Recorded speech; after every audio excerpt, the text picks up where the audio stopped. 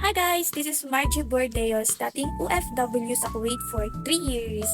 Kwento ko lang, before ko na-meet itong online platform, isa din ako sa mga OFW na naghahanap ng isang opportunity na pwede kong gawin part-time habang nasa Kuwait ako kasi nga as an OFW, talagang wala pong natitira, wala akong naiipon, kaya hindi rin talaga enough, lalo na I'm a single mom and I'm a breadwinner.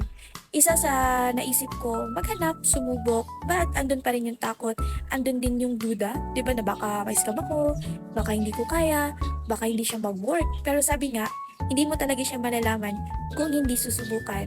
Pero dahil sa takot ko, sa duda ko, sumubok pa rin ako. And I'm thankful, di ba? Nakita ko yung mga taong tumutulong sa akin, nag-guide sa akin, nagtuturo sa akin nung nasa abroad pa lang ako. And up until now, na nakapag-sugod.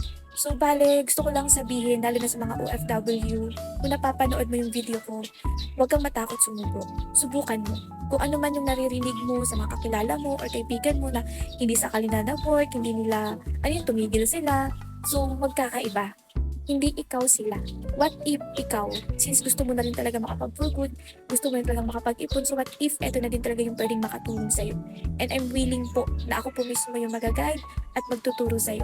I-message mo lang ako para kung paano ko siya nagawa nung nasa abroad pa lang ako, kaya-kaya ko din ituro sa'yo. I-message mo ako para ikaw naman yung next na matulungan ng community namin.